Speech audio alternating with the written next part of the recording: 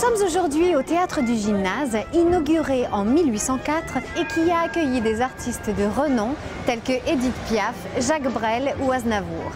Il ne lui manquait plus que Dalida et en imitatrice hors pair, je vais remédier à cet oubli fâcheux.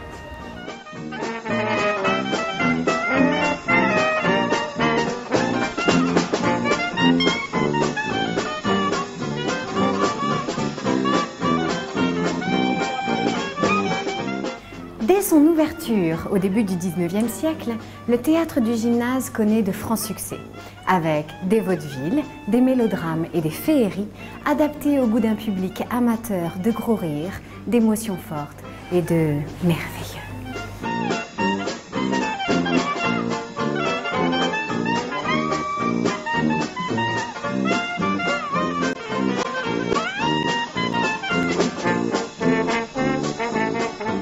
Le Théâtre du Gymnase, qui se nommait au préalable le Théâtre français, à Marseille on est français quand ça nous arrange, occupe l'emplacement d'une ancienne chapelle bâtie à la fin du XVIIe siècle.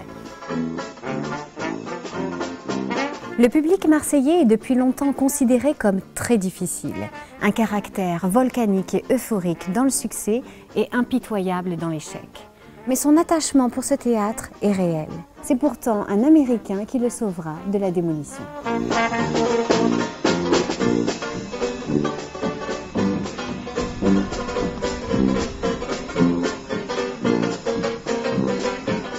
Dans les années 1970, le théâtre connaît un déclin et se retrouve totalement à l'abandon. Après une vingtaine d'années de fermeture, la ville décide de le raser et de construire à sa place un centre commercial, le Centre Bourse actuel, qui se situe à 2 pas d'ici. En 1980, notre milliardaire américain Armand Hammer, de passage à Marseille pour affaires, tient à visiter le théâtre qui a une place importante dans sa vie personnelle. En effet, ses parents d'origine juive et comme beaucoup en fuite dans les années 1940, font escale à Marseille.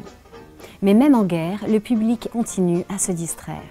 C'est comme ça qu'ils assistent à une représentation de la Dame aux Camélias au Théâtre du Gymnase. Dans une sorte d'hommage à la ville de Marseille qui les avait chaleureusement accueillis, ils décident par la suite d'appeler leur fils Armand, Armand étant le héros de la Dame aux Camélias.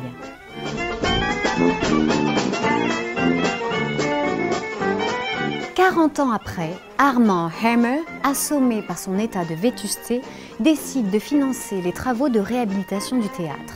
Il en fait cadeau à la ville, mais exige qu'il retrouve son activité initiale.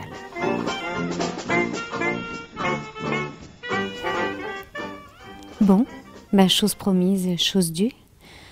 Moi je vais mourir sur scène devant les projecteurs.